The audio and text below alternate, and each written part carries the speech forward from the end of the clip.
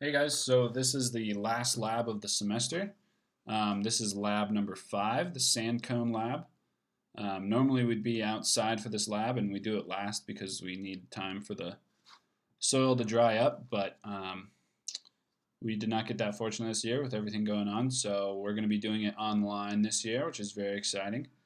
Kind of weird. I'm just going to give you guys values and you guys are going to run through all the calcs and kind of just pretend that you went outside and dug a hole. So yeah, all the information that you need for this lab is on D2L under lab number 5. It's at the very bottom.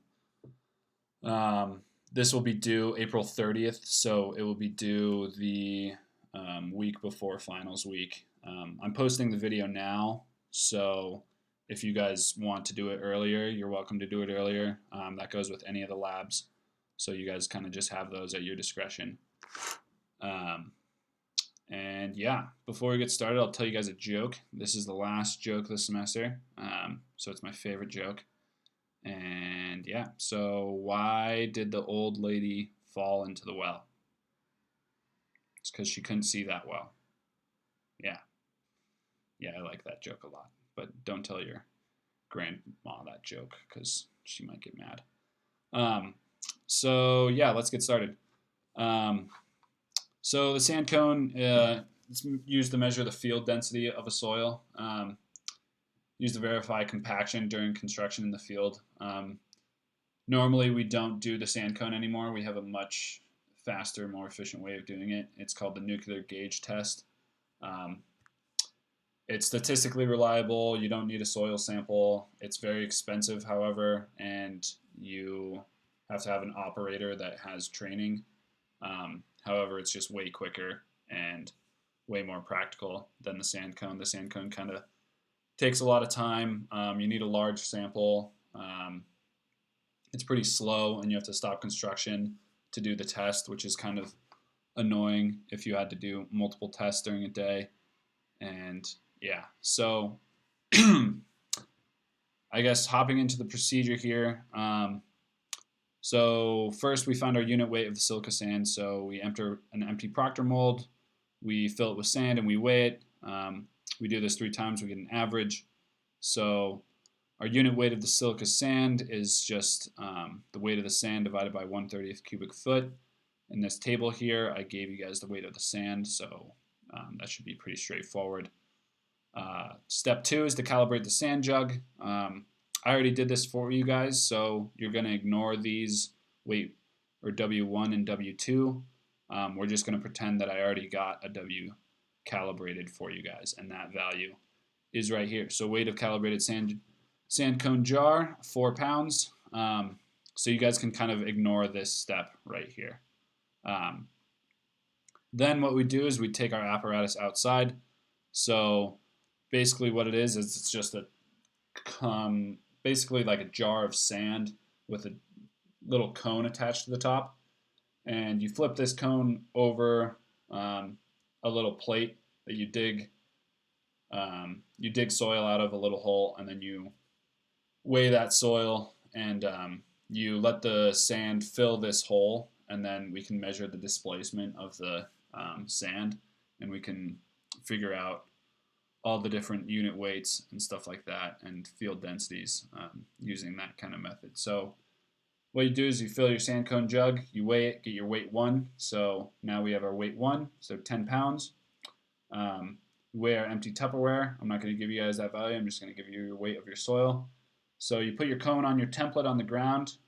You dig a small hole in the center of the ring, and you collect all the soil from that hole and put it in the Tupperware. You put the sand cone on the template, you open the valve, and you let the sand fill up the hole as well as the cone. And then once it's totally full, you close the valve, you take it off, and you go back to the lab and you get your weight 2 and your weight of your soil. So our weight 2 is 5 pounds, so we dropped 5 pounds into that cone and the hole combined. And then the weight of the soil from the hole is just 3.5 pounds, so that was just kind of made up. And then you also take a water content from the soil sample in order to get the rest of your information. And then you put the rest back in the hole and you kind of clean up.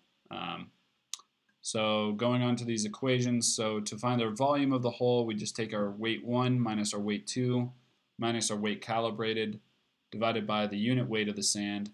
So unit weight of the sand, like I said, it's just the weight of the sand divided by that volume, which is 1/30th cubic foot. Weight 1 minus weight 2 minus the weight calibrated, so 10 minus 5 minus 4 is the volume of our hole. To find our unit weight total, we take our weight of our soil divided by the volume of our hole, so that value divided by, or we take 3.5 divided by that value that we found here. And then to find a dry unit weight, we take our total unit weight divided by 1 minus the water content. I'm giving us a water content of 40%. And so that should give you everything that you guys need for that, for those calculations. So for your memo / rubric, what I want is your ASTM number, which is D1556. There's a couple deviations, I guess, this week, which is we didn't actually do the lab and all the values were given for you. I want you guys to include a soil description. The soil can be found somewhere in here. So look through this, kind of read through it. And if you can't find it, just, I don't know, email me or something, or try to find a description of the sand that we used before. And then be sure to include any errors that might have occurred during this lab. I know you guys didn't actually perform it, but I want you guys to get creative with the errors and kind of think through it. Normal stuff, contact info. I want you guys to include sample calcs. No data sheets this week, obviously. And then a table of results. So unit weight of sand, weight calibrated, volume of the hole, water content, total unit weight, and dry unit weight. Be sure to watch your units on those. And yeah, if you guys, another thing that I want you guys to include that I didn't have you guys include on the last lab report is I want you guys to include a short paragraph about your favorite lab of the semester and how you think lab was run in general, not on my performance. If you guys want to rip me apart in the student evals, that's the place to do it. This is just kind of for me to see which lab students liked, which way I can improve labs in the future. I like reading these. I like your guys' feedback. I take it pretty seriously. I've changed things around a little bit from last semester. I try to make it better each semester. And I know things were kind of weird with these last 3 labs all being online and whatnot.